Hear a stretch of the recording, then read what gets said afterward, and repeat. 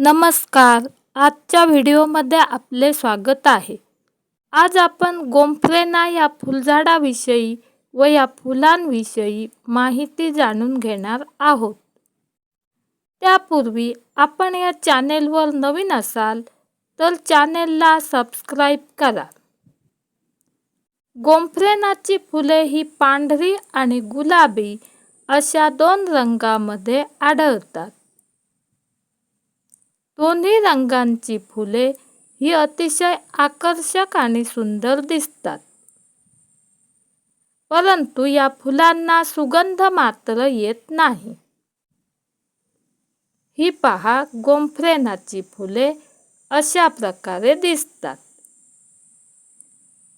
गोंफ्रेनाची फुले एकदा फुलली की संपूर्ण झाड फुलांनी बहरून जाते आणि फुलांनी बहरलेले झाड अतिशय सुंदर दिसते.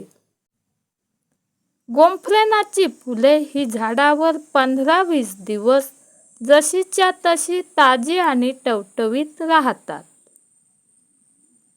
तसेच या फुलांपासून गजरे बनविण्यात येतात आणि या गजऱ्यामधील फुलेही 15-20 दिवस जशीच्या तशी ताजी आणि टवटवीत राहतात.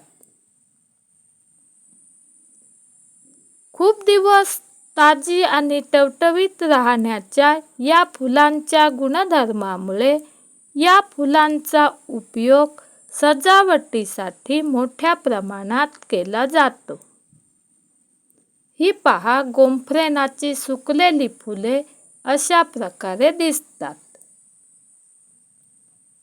ही सुकलेली फुले कुस्करून पेरण्यात येतात आणि त्यापासून गोंफ्रेनाची नवीन रोपे उगवतात आणि ही रोपे लावून गोंफ्रेनाची लागवड केली जाते. गोंफ्रेनाची पाने ही लांबट असतात, गर्द हिरवी असतात आणि ती अशा प्रकारे दिसतात. ही झाडे कुंडीमध्येही लावता येतात. बागेमध्येही शोभेसाठी ही झाडे लावण्यात येतात. तसेच अंगणाच्या कडेलाही शोभेसाठी ही झाडे लावली जातात. ही झाडे लावली की 2-3 महिन्यांनी या झाडाला फुले यायला सुरुवात होते आणि संपूर्ण झाड फुलांनी बहरते. पण या झाडाला फुले येऊन गेली, फुले सुकली की नंतर हे झाडही आपोआप सुकून जाते व नवीन रोपे लावून त्यापासून परत झाडे लावली जातात.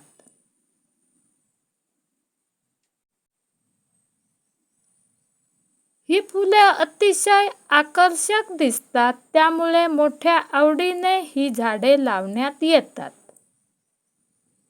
या झाडाला पाण्याचा निचरा होणारी जमीन आवश्यक असते. झाडाला पाणी भरपूर लागत नाही. जमिनीच्या वरच्या थरावरील ओलावा सुकला की या झाडाला पाणी द्यावे लागते. या झाडाला भरपूर सूर्यप्रकाशाची आवश्यकता असते.